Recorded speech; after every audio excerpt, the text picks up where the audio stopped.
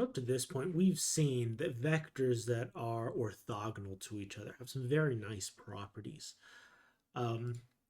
We saw that having an orthogonal basis allows us to find the projection of a vector onto the set that is spanned by that basis, right?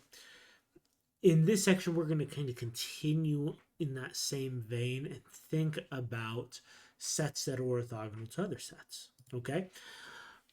So we're going to start off with the definition. If W is a subspace of Rn, we define the orthogonal complement, which we are going to notate as W perp. This little upside down T looking symbol we call a perp. It's meant to look like a right angle.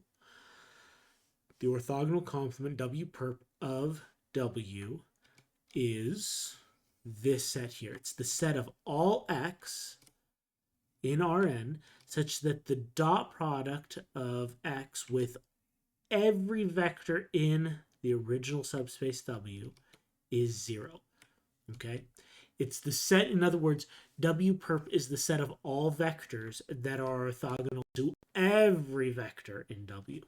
All right? So let me give you a graphical example just so you could get a feel for this a little bit. Let's say we're working in R3. And this plane represents W.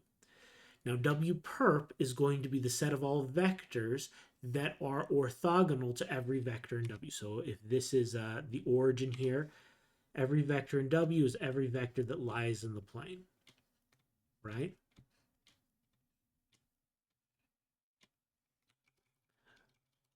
So W perp needs to be orthogonal to all of those vectors.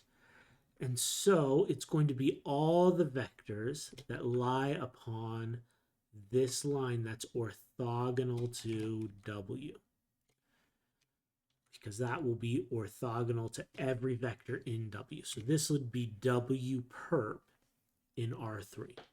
Okay, so let's break down some basic properties that W perp has, that the orthogonal complement of a subspace has. Okay, so let's let W be a subspace of Rn. Then the first observation is that the orthogonal complement of subspace W, W perp, is also a subspace of Rn. Okay. Now, these properties I'm not going to carefully prove, but we can kind of understand what's going on here. Okay. So in order to prove it's a subspace, you would need to show that it is closed under addition and closed under scalar multiplication. It's very straightforward to do. All right. Part B is more of an example. The orthogonal complement of the subspace that consists of only the 0 vector is every vector in Rn. And that makes sense, right? Because every vector, if I take the dot product with 0, gives me 0. Every vector in Rn is orthogonal to the 0 vector, and vice versa. Okay, the orthogonal complement of Rn is the 0 vector. The only vector that is orthogonal to every vector in Rn is the n-dimensional 0 vector. Okay, and finally, and this one's a big one, this one's going to be very important going forward. If W is equal to the span of a set of vectors, then of course W perp is orthogonal to every vector in W, but we can reduce the idea to just being orthogonal to the spanning set. If W perp, if we just define it as being the set of all x in Rn, all vectors x, that are orthogonal to each vector in the spanning set, that is sufficient to define W perp.